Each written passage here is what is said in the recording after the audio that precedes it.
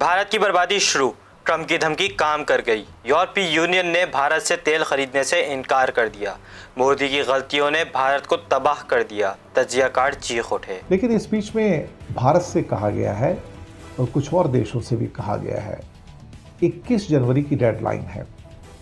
आज 21 अक्टूबर है, 3 महीने और हैं कि 21 जनवरी से पूरा यूरोपियन यूनियन के अंदर कोई भी ऐसा पेट्रोल, डीजल और एटीएफ यानी कि एविएशन टरबाइन फ्यूल जो कि फ्लाइट में पड़ता है, वो उन देशों से नहीं लिया जाएगा जो अपना कच्चा माल क्रूड ऑयल रशिया से मंगाते हैं। तो नेचुरली सबसे बड़ा असर तो भारत के ऊपर पड़ेगा। पूरे यूरोप को सबसे ज़्यादा अगर कोई रिफाइंड पेट्रोल, डीजल और एटीएफ कोई भेजता है तो वो इंडिया भेजता है, और उसमें से भी एक बड़ी मेजॉरिटी का एक्सपोर्ट रिलायंस एनर्जी का है। ये जो 21 जनवरी की डेट है, इसे आप भी नोट करके रखिएगा, ये बड़ी इंपॉर्टेंट डेट है साहब। इसको देखते हुए जो ट्रंप की भी एक नई धमकी आई थी कि इंडिया ने मेरे से वादा किया कि वो रशियन ऑयल लेना बंद कर देगा, किसी और पर असर हुआ हो या ना हुआ हो, लेकिन हाँ, रिलायंस एनर्जी के ऊपर असर हो गया है। मोदी जी भले ना समझें, लेकिन मुकेश अंबानी समझ गए। मुकेश अंबानी दरअसल उस लीग के प्लेयर हैं जिस लीग के अंदर टाटा बिरला है। लंबी रेस के घोड़े हैं वो लोग, और फिर उनको लग गया कि अगर मैंने नवंबर मिड तक, 15 नवंबर तक अगर मैंने तेल लेना बंद नहीं किया तो ईयू और अमेरिका मेरा तेल निकाल देंगे। हालांकि रिलायंस का नाम अभी बीच में नहीं आया क्योंकि रिलायंस की उनको ज़रूरत है, लेकिन मोदी जी तो कोई डिसीजन नहीं ले पाए हैं, लेकिन रिलायंस ने डिसीजन ले लिया है। और पिछले 8-10 दिनों के अंदर ऑलरेडी रशिया से जो ऑयल आता था रिलायंस को, वो आधे से ज़्यादा कटौती कर दी गई है। पिछले 7 दिनों के अंदर सिर्फ गल्फ कंट्री से, इंक्लूडिंग इराक भी, रिलायंस ने 2.5 million barrels crude oil import किया है। 2.5 मिलियन बैरल्स इराक, ओमान और कुछ और देशों से इंपोर्ट किया है। यानी कि ऑलरेडी उन्होंने 50% से ऊपर का कटिंग कर दिया है, और शायद और 20-25 दिन के अंदर अंदर या मैक्सिमम 30 डेज के अंदर अंदर वो सारा का सारा जो इंपोर्ट है रशिया से, उसे कट कर देंगे।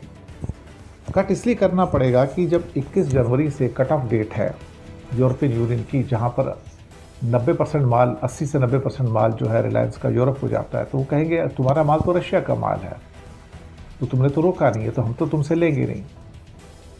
अब ये क्या है कि मुकेश अंबानी जो है ना, चतुर बनिया है।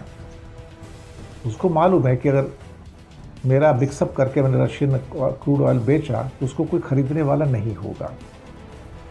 तो अच्छा ये होगा कि बिल्कुल ही ना लो और रोक दो, क्योंकि मुकेश अंबानी तो कांग्रेस के ज़माने से काम करता आ रहा है। बीच में ना जाने कितनी सरकारें आईं, और धीरूभाई अंबानी तो इंदिरा गांधी के समय से थे। उसके बाद तो फिर जनता सरकारें भी आईं, और बाकी फिर बीजेपी की अटल बिहारी की सरकार भी आई, बीपी सिंह, चंद्रशेखर, देवगौड़ा साहब, IK गुजराल, ना जाने कितने प्राइम मिनिस्टर आए साहब बीच में, सबके साथ उन्होंने काम किया है।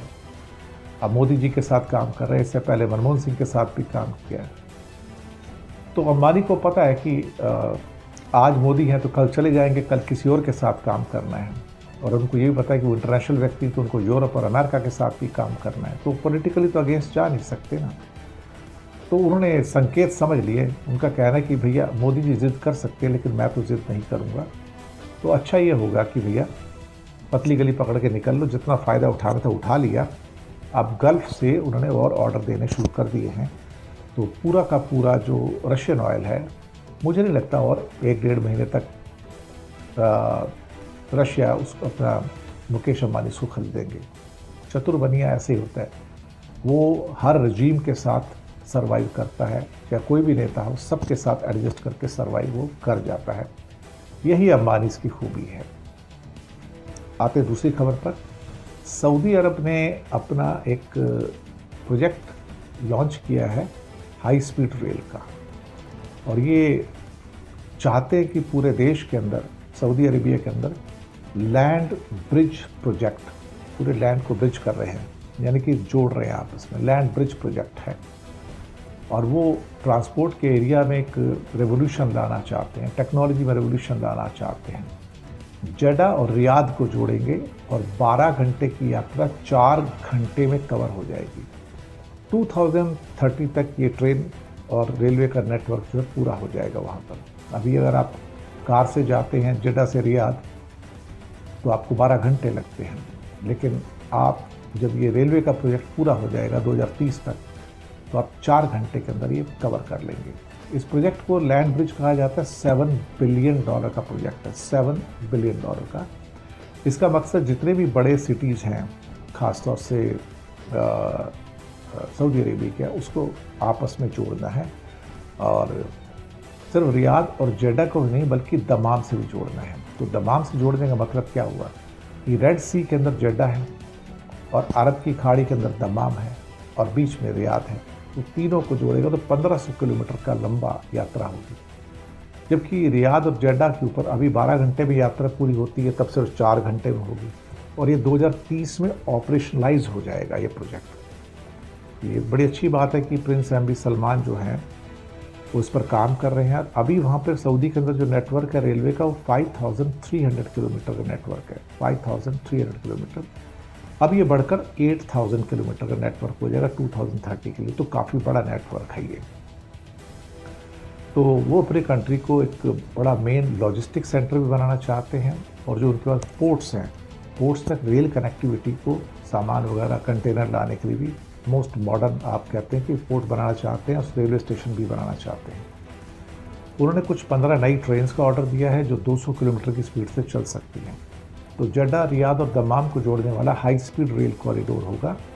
और यहाँ पे सामान ले जाना हो या पैसेंजर्स ले जाने हो, उनको आपस में ये जोड़ेगा। और लॉजिस्टिक के अंदर भी, जो इंपोर्ट एक्सपोर्ट है उसके अंदर भी बड़ा इंपॉर्टेंट काम करेगा। ट्रंप की सख्त धमकी के बाद भारत के लिए हालात बिगड़ गए। यूरोपीय यूनियन ने भारतीय तेल खरीदने से साफ इनकार कर दिया और मोदी की पॉलिसियों ने मईशत को मजीद खाई में धकेल दिया। भारतीय तज्जियाकारों का कहना है कि ये तो सिर्फ भारत की बर्बादी की शुरुआत है। वॉन कराची की वीडियोस देखने के लिए हमारा चैनल सब्सक्राइब कीजिए और बेल के आइकन को क्लिक कीजिए ताकि आप हमारी तमाम आने वाली वीडियो से बाखबर रह सकें।